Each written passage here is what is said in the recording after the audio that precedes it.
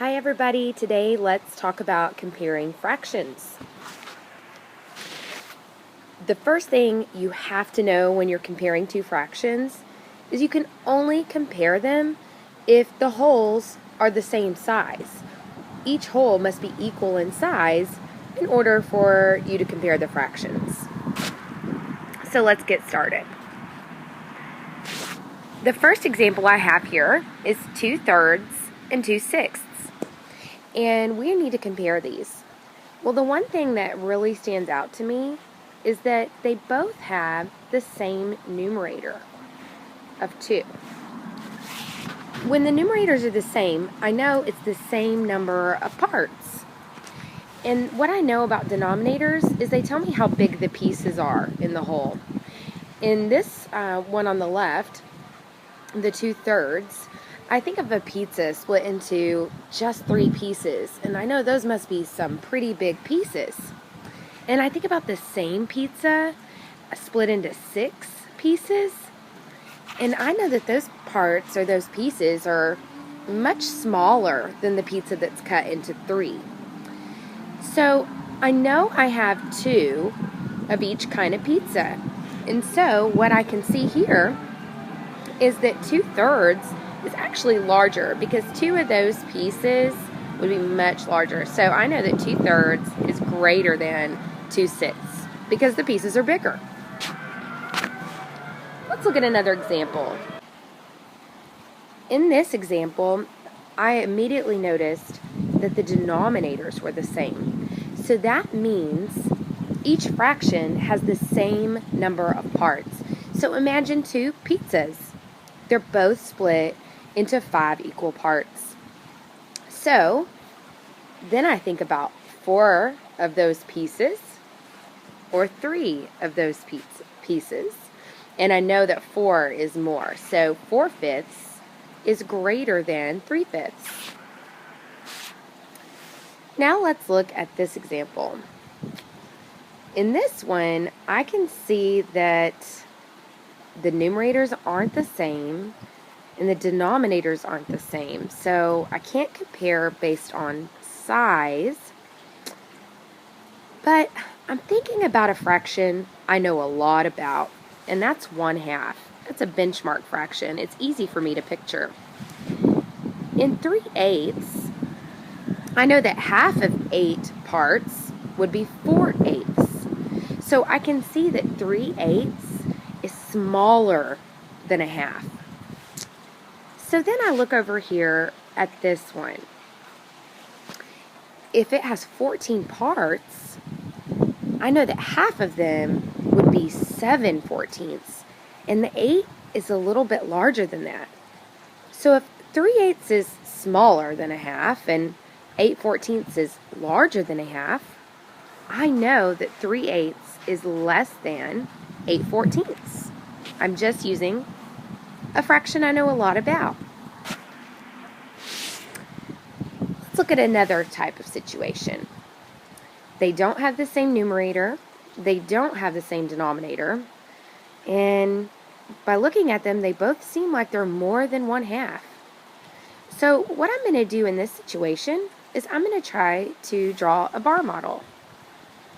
I like to just draw one rectangle and split it into 2. That way I can be sure they're the same size. I'll split my top bar into fourths for 3/4.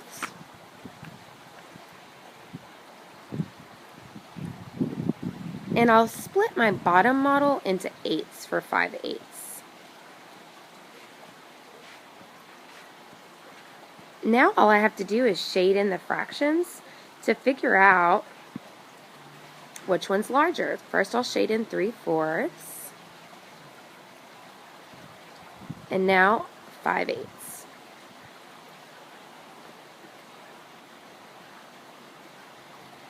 Well, I can tell that this 3/4 is longer, so it must be larger.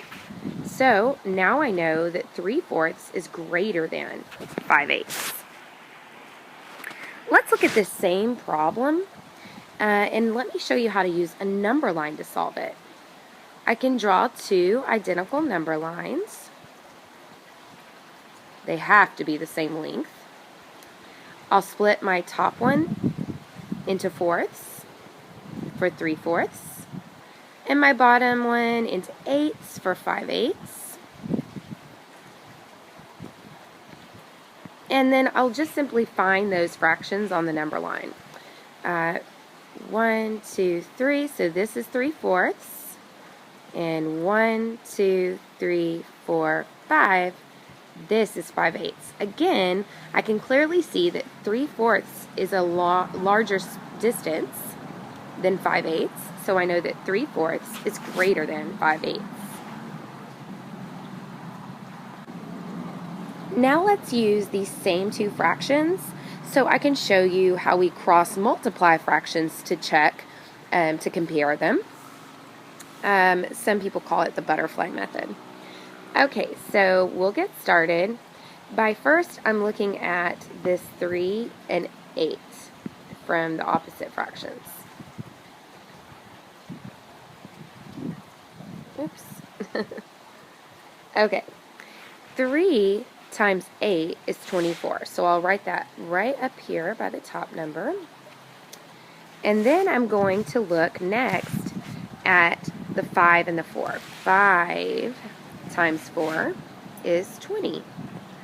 Well, in looking at these two numbers, 24 and 20, 24 is greater than 20. So I know that 3/4 is greater than 5/8.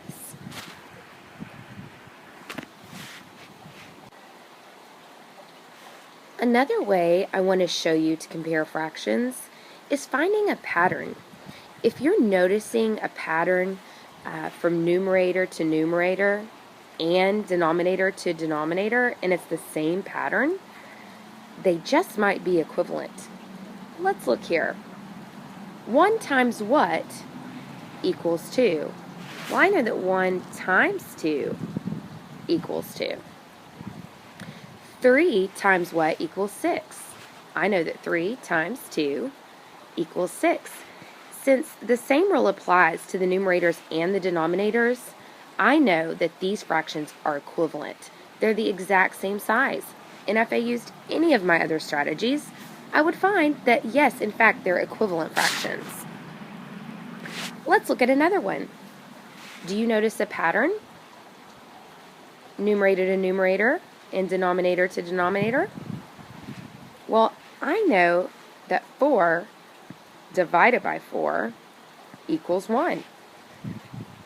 And I know that 8 divided by 4 equals 2. Again, there is a pattern that's the same for the numerators and the denominators, so that tells me that these fractions are equivalent. They mean the same thing.